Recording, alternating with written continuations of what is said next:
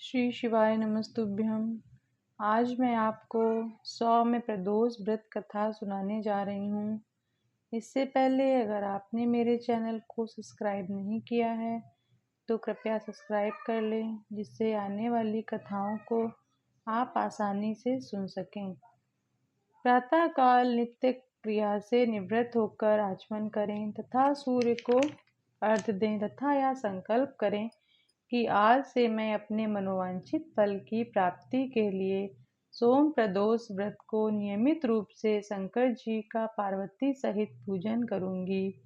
संकल्प करने के बाद गणेश आदि देवताओं का पूजन करें, फिर शिव पार्वती का विधि विधान से पूजन करें तथा ओम उमा सहिताय शिवाय नमः इस मंत्र का 108 बार जप करें।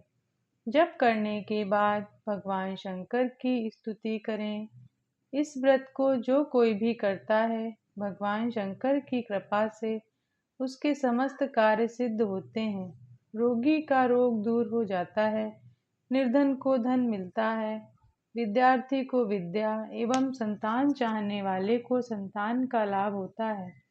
यदि कोई राजा इस व्रत को करता है तो उसके राज्य में प्रजा सभी प्रकार से सुखी रहती है तथा महामारी अकाल आदि का भय नहीं रहता। शत्रुओं का नाश हो जाता है और वह राजा था जो कोई भी व्रत को करता है वह शिव पार्वती की कथा से दीर्घायु को प्राप्त करता है तथा अंत में भगवान शंकर के परम धाम को पाता है। सोम प्रदोष व्रत कथा के अनुसार एक नगर में एक ब्राह्मणी रहती थी। उसके पति का स्वर्गवास हो गया था। उसका अब कोई आश्रयदाता नहीं था, इसलिए प्रातः होते ही वह अपने पुत्र के साथ भीख मांगने निकल पड़ती थी। भिक्षाटन से ही वह स्वयं व पुत्र का पेट पालती थी। एक दिन ब्राह्मणी घर लौट रही थी तो उसे एक लड़का घायल अवस्था में कराहता हुआ मिला। ब्राह्मणी दयावश उसे अपने घर ले आई। वह लड़का विदर्भ का राजकुमार था। शत्रुओं के सैनिकों ने उसके राज्य पर आक्रमण करके उसके पिता को बंदी बना लिया था और राज्य पर नियंत्रण कर लिया था, इसलिए इधर उधर भटक रहा था। राजकुमार ब्राह्मण पुत्र के साथ ब्राह्मणी के घर रहने लगा।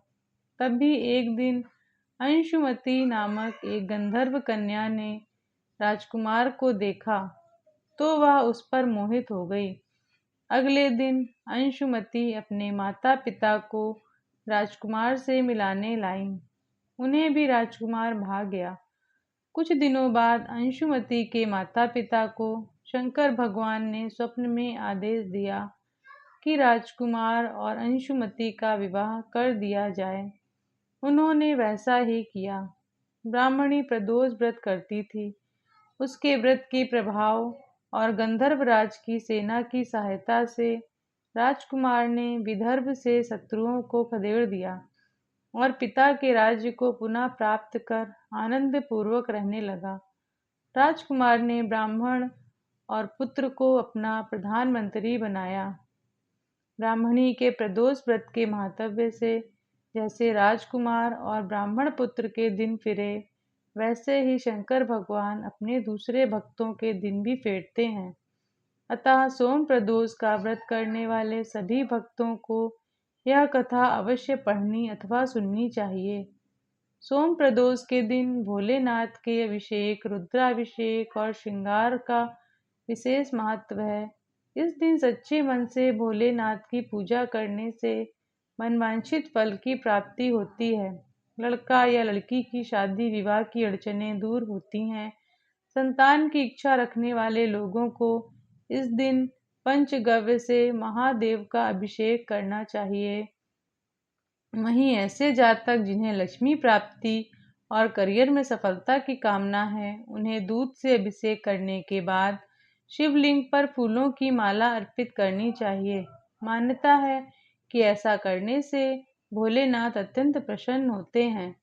ओम नमः शिवाय। श्री शिवाय नमस्तुभ्यम।